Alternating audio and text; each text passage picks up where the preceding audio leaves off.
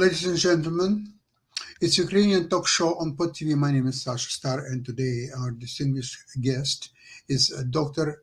Jonathan Lockwood. Welcome to the show, Jonathan. Thank you, Sasha. Glad to be here as always. It's always my pleasure. Jonathan, the last 3 days now, 3 days, there was a NATO summit in United States. It's 75 years since the inception of NATO.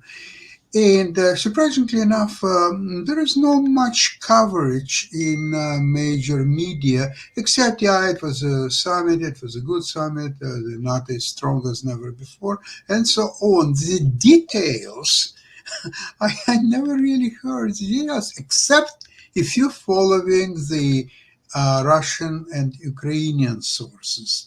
There you will find a lot of details that people here are completely unaware of. And I think to me, the major point is that the NATO is clearly prepares to treat Ukraine as their own war, and to do anything possible and impossible to not just allow Ukraine to survive, but to get Ukraine to prevail and to win this war.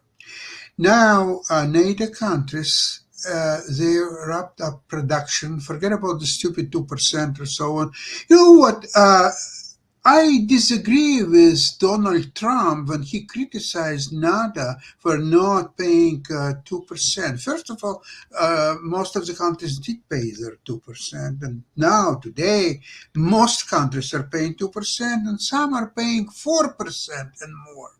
But that's not the point. The point is that I'd like to make that once Soviet Union has collapsed and there was no more Warsaw Bloc, and Russia was weak as never in its history, there was a questioning, I think legitimate question, even on purpose of NATO. What's the purpose to exist? Is to resist Soviet aggression or Warsaw Pact aggression, or both? Now, if there is no Warsaw Pact, if there is no Soviet Union, then what's the purpose? So when your purpose is not even clear to everybody, then you're reluctant to continue to pay 2%. Like, for what? There is no threats, there is no Soviet Union, there is no Warsaw Pact. So that was understandable. However, of course, we know the situation changed in 2014, I would say even in 2008 with the aggression against Georgia. But it was kind of a small and 3-5 days war, and that was all over very quickly. But the 2014 annexation of Crimea and taking over the Donbas territory, that was something different. Yet European powers thought that they could sort of deflate this affair, and they had all kind of agreements, like, if you remember, Minsk I, Minsk II, and all that other stuff, which never came to fruition. And I don't understand why Russia at that time didn't act the same as today, when they could actually insist on implementation of either Minsk I or Minsk II, and in case that Ukraine would resist, start aggression then. Well, they didn't, but it was the year 2019 when Zelensky was already in power, and they were preparing sign some accords. Essentially, it was a Minsk III. They didn't call it that way, not to be associated with unfortunate Minsk I and Minsk II, long life. Minsk III or so, or you can call it any way you want, and that was, everything was prearranged, and in the very last moment, Zelensky said to Putin, my friend, I'm not going to sign it. That was incredible, knowing Putin's background as a bully, as the hooligan in the St. Petersburg streets. This is incredible, I would say,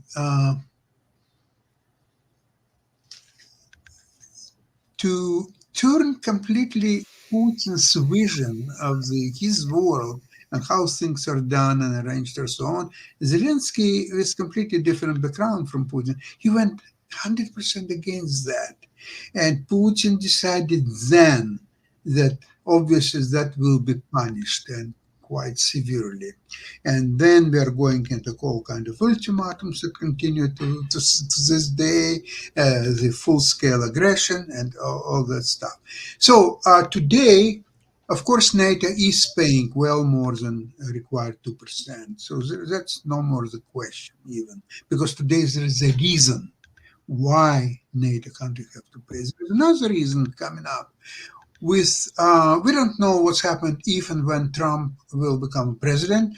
Based on his saying, we can't figure out what's in his head, but in his saying, he and his supporters obviously are saying that there will be no more help to Ukraine or so on. What will be in reality, we don't know. It could be reversed 100% or 50% or whatever. So we don't know that.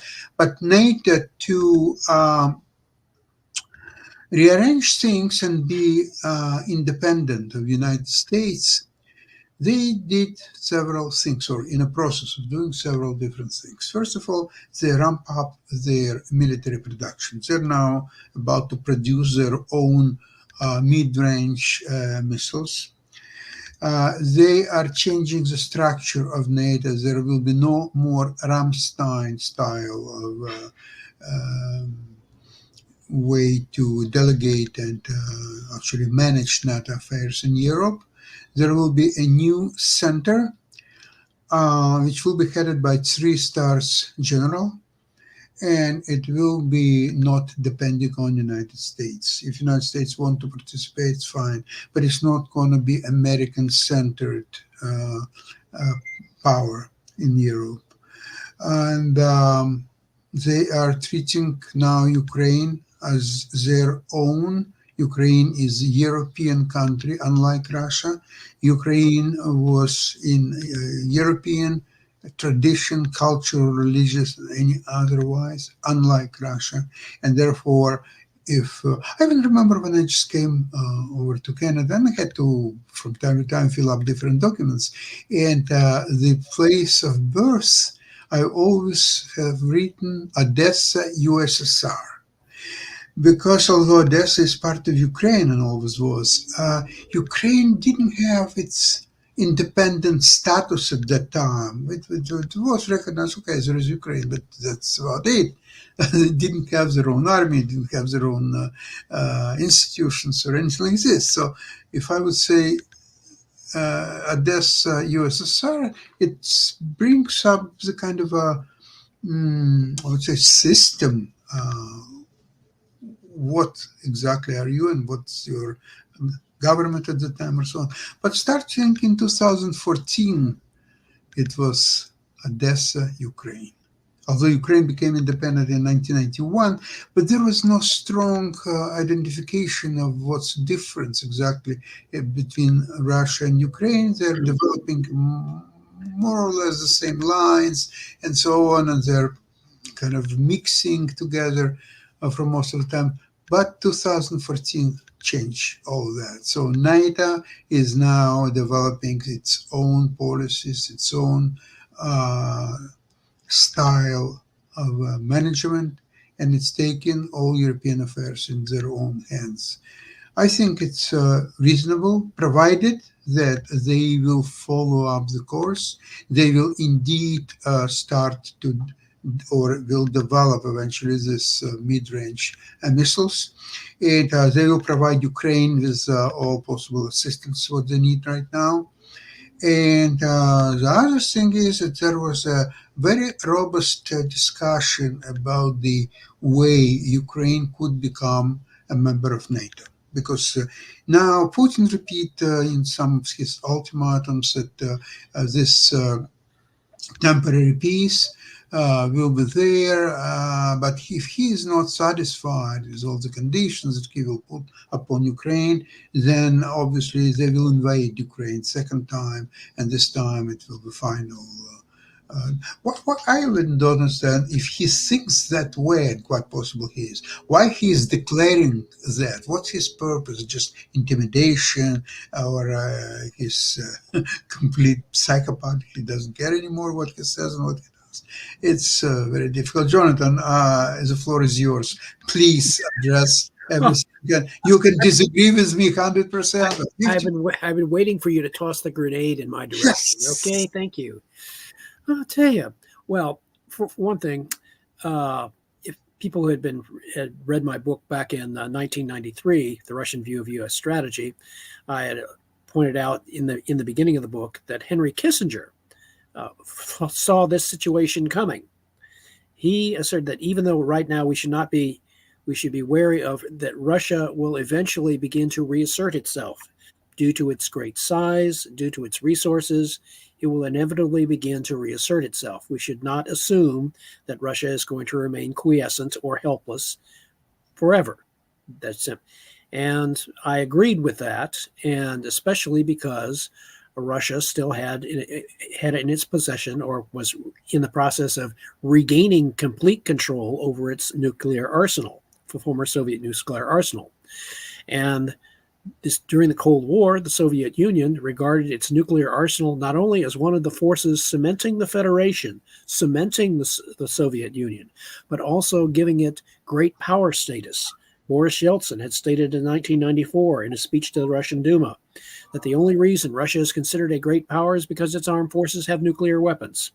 About a more frank statement you could not possibly find. And that is central to, and because the Russian concept of security is bezopasnost, which is without danger, that is a more absolute and aggressive concept of security than we in the West are used to. When we think of security, we think of relative freedom from immediate threat, freedom from immediate danger. They say their concept is without danger, absolute. In order for Russia to feel secure, its neighbors must be made to feel insecure, subordinate, quiescent, or conquered. So, that includes Finland as well? Well, Stalin found out that was a much harder nut to crack when they lost over 200,000. They lost over 200,000 soldiers in the Winter War of 1939. Very quickly. Very quickly, too. In a matter of a month and a half. Mm-hmm. So it was, and the Finns. Hold on, Jonathan. But do you know that they lost 4, maybe even 5 times more people in Ukraine now than in Finland? Yes. Oh, yes.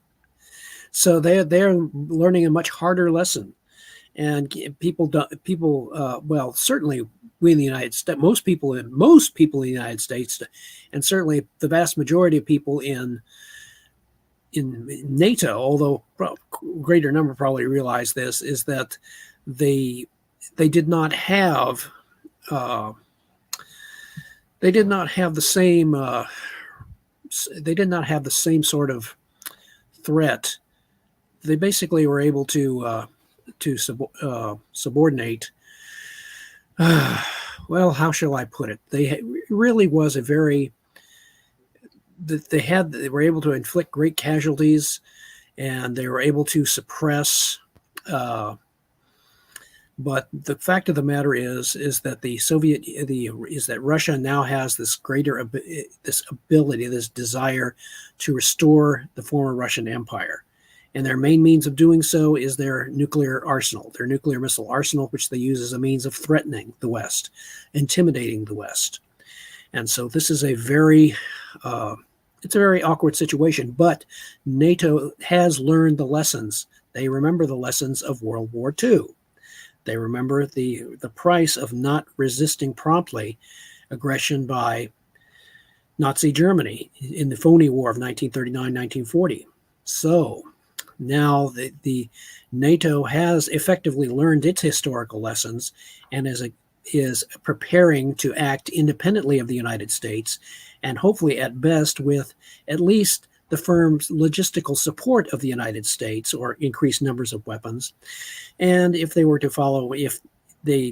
Department of Defense decides to enhance its ballistic missile defenses, to create that worldwide strategic defense matrix, wisdom, that would be designed to neutralize the nuclear arsenals of Russia, China, North Korea, and Iran. Then this would be the perfect asymmetric response to Russia's aggression, and it would neutralize their main means of leverage, and it would provide the basis for creating indefinite strategic stability for Europe and NATO. Jonathan, when you mentioned that Russian nuclear arsenal is a cornerstone of Russian ability to fight for its dominant position in the world affairs, there is something else going on of very few people are aware maybe of. The Russian web of spies and terrorists sponsored by the state.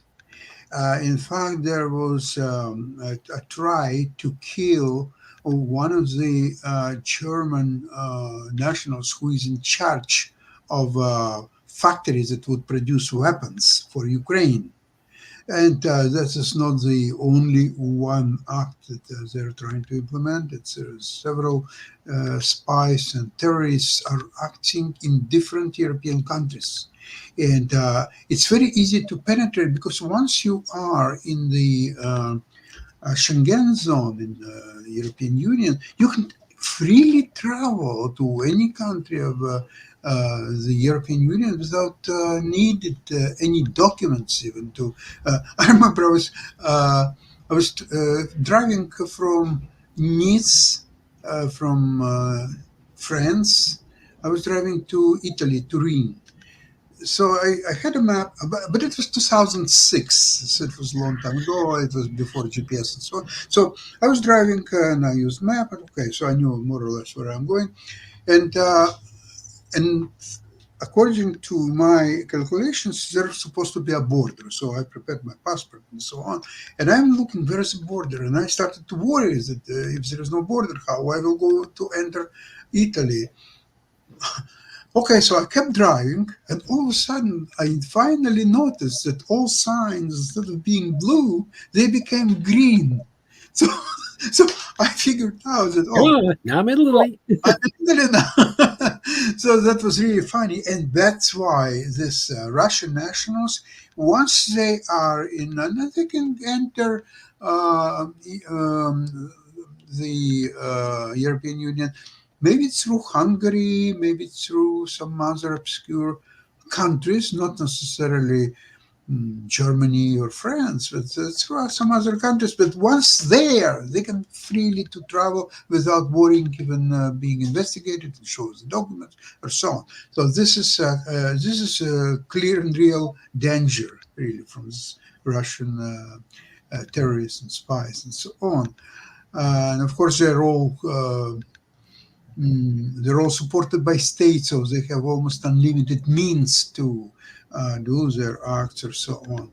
Now, I found very interesting details that the upcoming English Minister of Foreign Affairs, he was he was a lawyer of widow of Alexander Litvinenko, who was killed by Russian polonium experts. And actually, this is how he's a lawyer. This is how he found his way to fame, by providing legal services to widow of Litvinenko. So he definitely has background of what Russia is, what it's capable of. And the new Prime Minister of England, he is on the forefront of being one of the friends of both Ukraine and Israel. And so this change in power in England, it's, in my opinion, should be viewed as kind of positive overall to Ukraine. And at least that's what I hear. So the Russia is becoming a huge headache for all progressive humankind and for European Union and for US in a way too, because when you're talking about all this web of spies and terrorists, how you can insulate United States for not getting these actors inside the country and more importantly operate inside the country. I would say that the proper model for the United States to adopt in the rest of the 21st century with respect to NATO is that it should adopt something similar to the policy that Great Britain adopted vis-a-vis the continent of Europe in the 18th and 19th centuries. Essentially, Great Britain adopted the position of being a balancer. If you look at balance of power theory, essentially England would ally with whatever powers were needed to prevent any one power from dominating the continent of Europe. And so what I advocate in my book is that the United States in the future should be the world's geopolitical balancer, should basically ally in this case with the as part of the NATO alliance to unite against any combination of powers that threatens to try to dominate the world island. It is not so much containment as it is balance, because in this case, because Russia is so determined, according to the statements by their military and political leadership, to not only dominate Ukraine, but also to retake certain other countries and territories, if you were to take them at their words at face value, then it is necessary for the United States to provide that means of balance. And the most effective means of providing that balance would be for them to create that wisdom system, worldwide strategic defense matrix, that would neutralize the nuclear arsenals of its major adversaries. Once that is done, that once they don't have the nuclear arsenals with which to intimidate, then these powers like Russia, they could say, we will build up our own strategic defense systems too. Knock yourself out. Because we don't have any intent to destroy your country with nuclear weapons. We simply want to neutralize your nuclear weapons so that you can't use them against us. And if they wish to expend all those additional resources trying to build up their own defenses, fine, it's a waste of time for them. But if they don't, if they don't devote any additional resources, they can't build up nuclear weapons because the wisdom system would essentially neutralize those. And if they don't build up any strategic defense, then they themselves remain vulnerable to NATO's ability to inflict a nuclear counterstrike. It will be NATO's means, using with the U.S. as geopolitical balancer, to maintain indefinitely a state of strategic stability in Europe, with Ukraine as its eastern bulwark. Jonathan, a couple of examples regarding the membership of Ukraine in NATO, because in my opinion, that's the only thing what could guarantee Ukraine from further attacks from Russia. So even if in foreseeable future it would be very difficult for Ukraine to restore the borders of 1991. So for the time being, if you remember, of course, Korea's armistice, and but there is more to it. Even Norway had some difficulties to be accepted in NATO because there is a border between Norway and Soviet Union then. A very, very narrow one, but very narrow. I was very close to it. I was in Tromsø in 2014. Ooh. Yeah, there was a chess Olympiad. My wife was playing there, and we were in Tromsø for about 2 weeks. And we traveled a little bit north, but not far enough to reach the border. We traveled picturesque places, and we traveled all the way up north. And then on the way back, we took the cruise ship back to Tromsø. It was a very nice one-day excursion. And what else I wanted to mention, of course, is Germany. The Germany which was divided in two by Federal Republic of Germany and Eastern Democratic Republic. Yeah, German Democratic Republic, yeah. German Democratic Republic. So that was a very fine line because the West Germany was very careful as to not to agree to the present division, because they always thought that in some time in the future the German nation will be united again, and that's exactly what happened once the Berlin Wall fell and the Soviet Union dissolved, and so on. So, in case of Ukraine, if there will be some kind of a demarcation line on where they're now fighting on the front lines, so if imagine that it will become demarcation line, and Ukraine doesn't have to agree that all the rest of the territory is now Russian territory or so on, they can simply say, here is a demarcation for a time being, but the rest of Ukraine, which is not taken by Russian power, is becoming the proper country with its government and everything, all institutions and everything else, its army, million people strong. So that could be probably accepted by NATO. What do you think? I think that would be a very acceptable solution, and that just as NATO was able to accept West Germany minus what was then East Germany, they could accept that, and they were operating as full members of NATO. Yes, you could have a very similar situation emerging in the future with Ukraine minus, let's say, minus those four eastern provinces in eastern Ukraine. It's part of province. It's not even a whole province. It's not exactly those slivers of those provinces that absolutely have been occupied by Russia, and what would make it most workable, what would make such an agreement most workable and most feasible, is if in the interim Ukraine was able to retake Crimea by enforcing that counteroffensive. And it is still my projection and my estimate that Ukraine will execute a counteroffensive sometime certainly before the November election. That could be their version of an October surprise.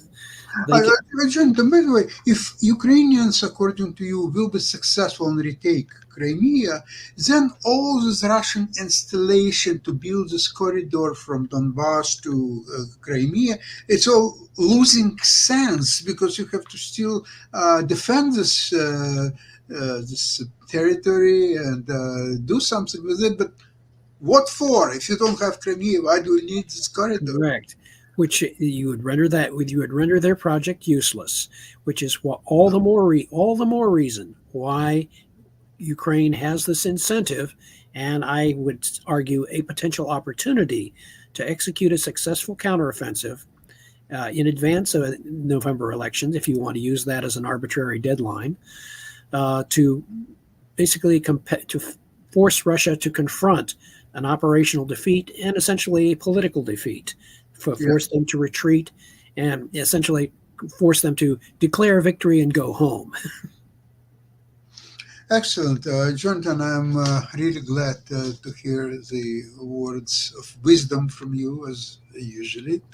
And looking forward to see you in our next program. In the meantime, have a great weekend. Enjoy yourself. And, of course, as we say, glory to Ukraine. Thank you very much, everybody. Thank you.